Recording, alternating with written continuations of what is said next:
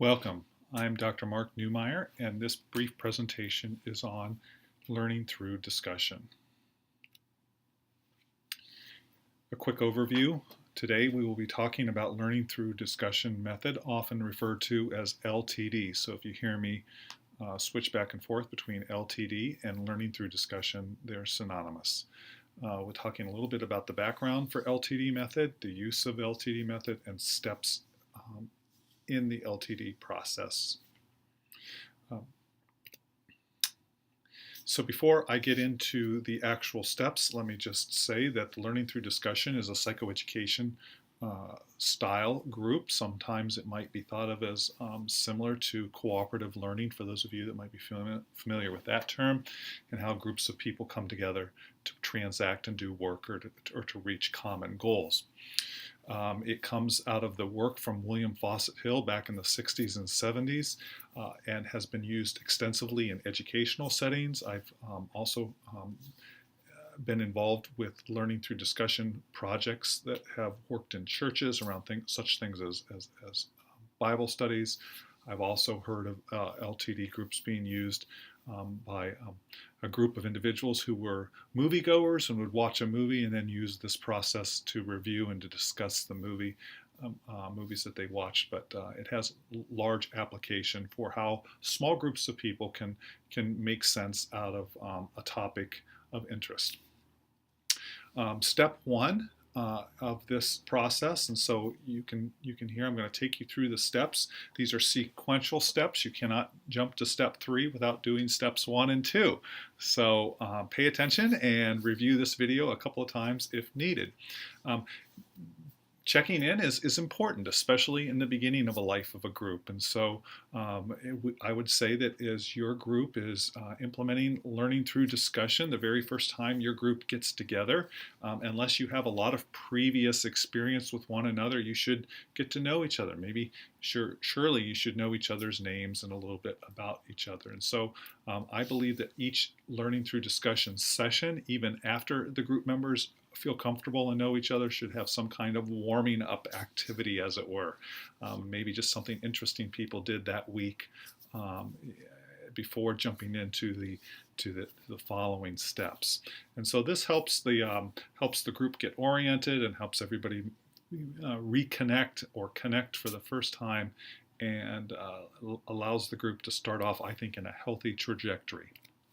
Step 2, so for this video, I'm assuming that the group has read an article or a book chapter or some kind of content that has a learning component to it. And so the goal of the group in step 2, after the warm-up, getting connected, is reviewing and talking about terms, concepts, and vocabulary that maybe you bumped into in the reading of a book chapter or an article that were difficult for you to know what the exact meaning of those terms or concepts were. And so you'll find that as you actually pay attention and realize that you're going to be having a group discussion on vocabulary, that as you read an article that you maybe normally would have just skimmed right over terms, you're going to find yourself stopping at terms and saying, I wonder what the author really means when they use the word addiction, for example. Does the author use the word addiction in the same way that maybe a medical person would use it, or maybe as a person who's recovering in a 12-step community would use it? And so how do these terms, what do they mean, and how are they being used specifically by the author? And if there are terms or words or concepts that you're unfamiliar with, hopefully you'll take some notes. If you can't figure it out from the context, you'll do some additional work and try to come to some awareness of these words and terms. And so step 2 in the LTD process asks the group to put out on the table any words that you bumped into or that you stumbled over and that you needed to spend some extra time on. And even as you're meeting as a group, you may find that other individuals will bring up words that you hadn't really thought about or that you missed, and you go, I think I'm pretty okay with that, or oh, that's really good. I didn't see that word, and yeah, I'm not quite sure how that word is being used in this particular chapter or article either. And so this is a great way for the group to make sure that everybody is understanding key concepts in the topic. Next, we ask you to move to step 3, and that is to, as a group, have a conversation about what the overall author's theme or purpose was in the work. So again, if it's a book chapter or an article, what was the author trying to convey in the broadest sense, the overarching goal? And you may find that this is something that the group quickly reaches consensus about, and you also may find that the group may not reach consensus about the author's theme. Individuals may see what the author's goal or purpose of the article or chapter in a different light. That is okay. Perhaps, but the goal is to have this discussion and for everyone in the group to be participating and actively engaged and perhaps at times even wrestling through this. If consensus can be reached, that's wonderful, but it's not really an aim as much as it is the process of having this rich discussion about the author's main theme. How many of you have read a book, or I have, or a chapter, or an article, and you've thought by maybe the title, it was very clear what this was about, and then as you read it, you realize, oh, that's not really what the author really is trying to say. They have some other agenda or some other topic that they're really addressing. And so sometimes we might assume that we understand what the author is trying to say, when in fact, a good rich discussion with others might bring to light other nuances. Of course, then, after you've identified what the author's major theme is and the group has had a chance to process and talk about that, we ask you then as a group in the LTD method to talk about the author's major subtopics or subthemes.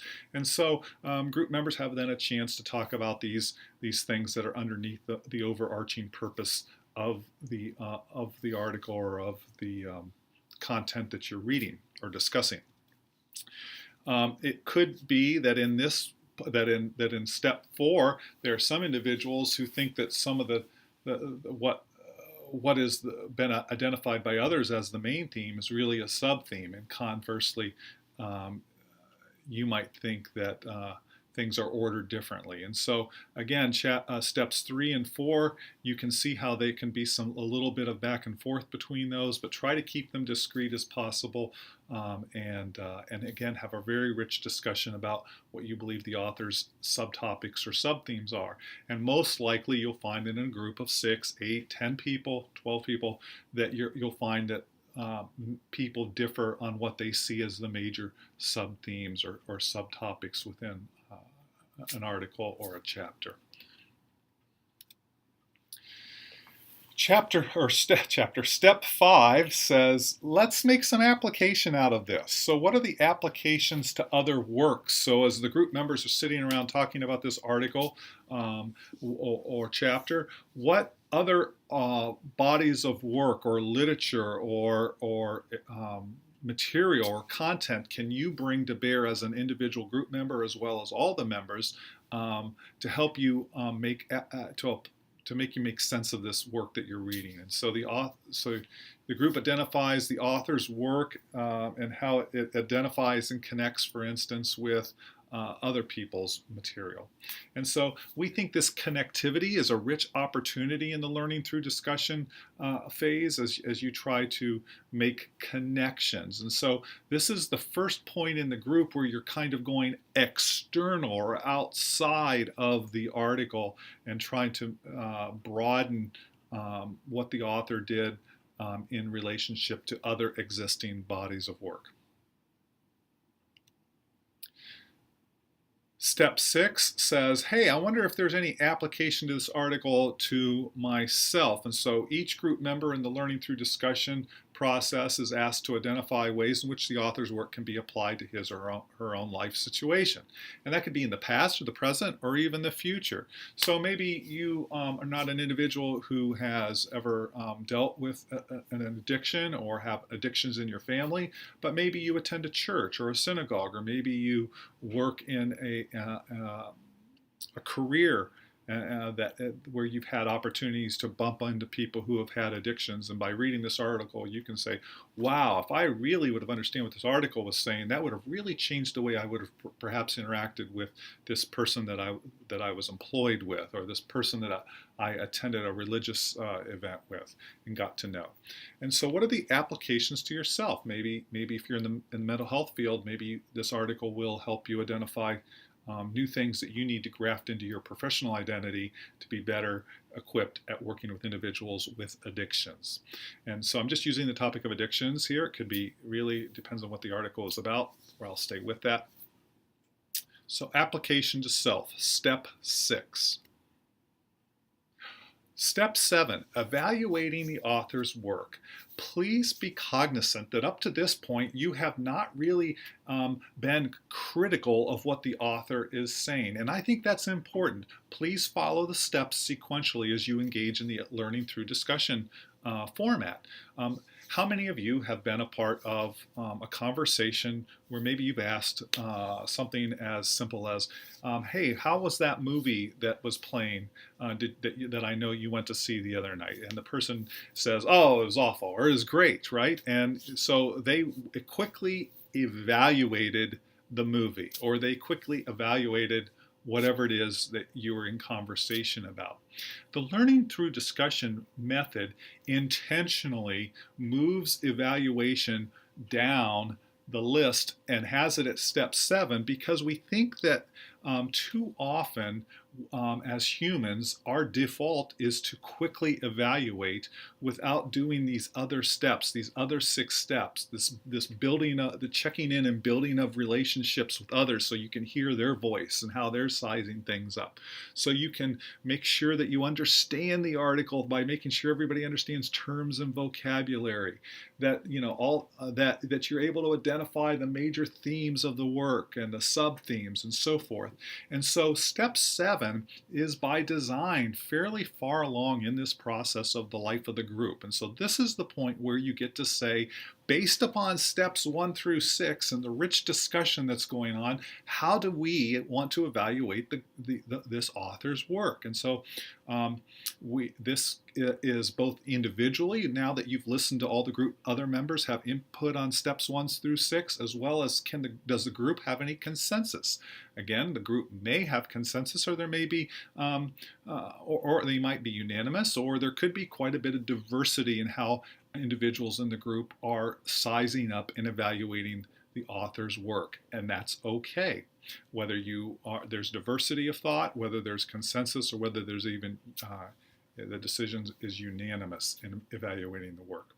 But if you find your group jumping to evaluation earlier than step 7, as a group member, you must feel empowered. And if you're in a leadership role, you must definitely feel empowered to say, wait a second, it feels like we're evaluating the author's work, and I thought we were just supposed to be identifying what the major theme of the author was, of this work was. And so please pay attention to the steps. I know that the temptation is to run ahead. I know that probably the first 1 or 2 times that you use the LTD method, it will feel stilted and maybe as if you're in a box because we are, I think, as humans, conditioned pretty quick to run towards evaluation and ignoring the benefits that can happen if you do the other 6 steps. So this will be your Achilles heel in a group, to suspend quickly judging and moving to evaluation until you've sequentially moved through the other 7 steps. After you've done that step 7, and evaluated the author's work, we ask you to, evaluate yourselves. Talk about how the group has done. How have you done as a member in the group?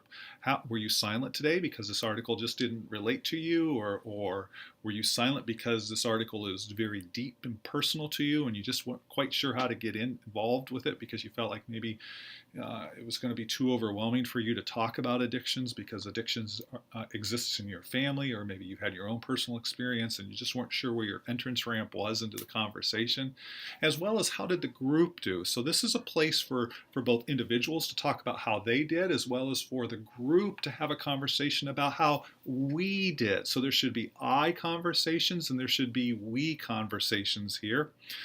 Try not to speak for anyone else, but try to ask permission. Did anybody else, for instance, see that we worked really well in following the steps today? Did anyone else notice that we worked really well, except when it came to this one point and there was some confusion and we kind of got off track a little bit? So, or I felt like I wanted to run to evaluation today and it was really hard for me, and I found that I did, and no one, I wish somebody would have said, hey, you're evaluating and we're only in step 3. I would have liked that feedback. So this is this really rich time for the group to process how you did as a group. Now, sometimes learning through discussion groups are member-driven, and when groups are member-driven, that means everyone has a responsibility to be involved in both being a member and a leader. Or sometimes learning through discussion groups, there are identified facilitators or leaders. I might encourage each group when they do their LTD, if it tends to be from a member-driven perspective and there's not a leader that's going to be consistent over time, is for members to take turns. And so maybe 2 members each session can say, we'll be in charge tonight of making sure that we start on time and we end on time, and that we follow the processes, and that we get through the 8 steps, and that we don't short circuit any one step or run too fast. And if people get off track, we'll bring them back. And so I would encourage the group to consider having a couple of people each time be the individuals that take on more of a leadership role in helping the group meet the goals of getting through all the steps. And I would maybe encourage that to be a rotating system, so that different members can have an opportunity to lead and experience that from session to session to session.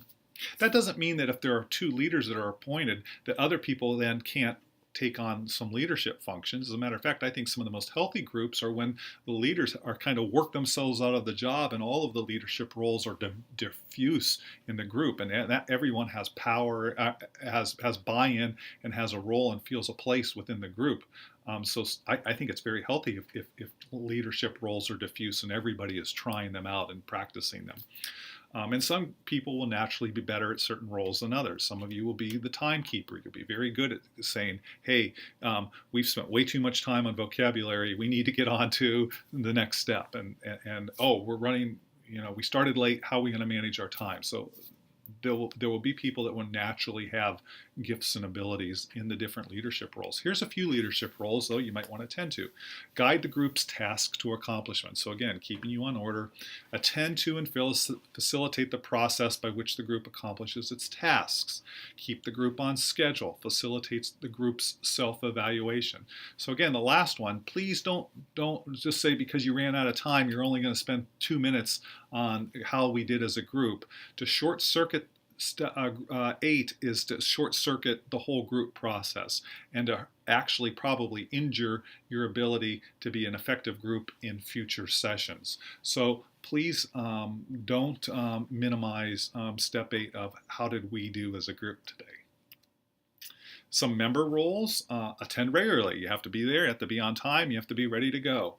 Come to each meeting prepared. You've read the author's work. You didn't just skim it 15 minutes before and barely have an understanding, but you've put your elbow grease in, and you're ready to participate and interact. You're cooperative. You're respectful of other voices. You actually want to hear other people, and you encourage interaction of other group members. You're open to evaluation and by other members. You're willing to hear them say, hey, I've noticed that you're kind of muddling along today. I'm wondering, did you really have time to read that article? And for you to be able to say, you're right. To be honest, I read it, but I didn't read it as closely as I needed to. And in comparison to how the rest of you were talking, I see I needed to put more time into it. That's a great That's a great openness for an individual in a group to have, and I would encourage you to be at that place. Other tasks, can you initiate, can you start conversation when you see that there's, not that you just say anything because nobody else is saying anything, but if you see a space and you have something to contribute, can you contribute? Can you give and ask for information, give and ask for reaction? Can you restate, give examples? Can you confront when you see things that need some confrontation gently, but in a way that could be beneficial to the individual or the whole group? Can you clarify things? I'm a little fuzzy on what you mean by that sub-theme. Could you say more? Oh, let me see if I have that right now. Let me summarize what I've heard the group say for the last 5 minutes, because I just want to make sure that we're all on the same page. Hey, wait, we're getting gatekeeping and timekeeping. Wait a second. This sounds like evaluation. Are we supposed to be doing evaluation here? I thought we were still on what the author's main theme was. Oh my goodness, we're only on step 4 and we only have 15 minutes left in our group. How will we ever have time for steps 5 through 8? We're going to have to make some decisions as a group. Evaluating and problem solving. What do you do when the group doesn't start on time because there's been problems with people showing up or technology or other challenges? These are all things that you have to kind of broker in real time, and these are tasks. Of course, we think maintenance skills that everyone in a group should be practicing, and that is encouraging people, harmonizing, being willing to compromise. Yeah, I'm not seeing that as the main idea, but when I listen to the rest of the group, there seems to be a high degree of consistency amongst them. I'm okay with letting what everyone else is seeing be the main idea of the author's article. Moving things along and expediting things when necessary. Making observations. I noticed we all have a lot of energy today about this topic. Or, seems like we're all kind of sleeping and this is a hard one to get through. I wonder what that's saying about us.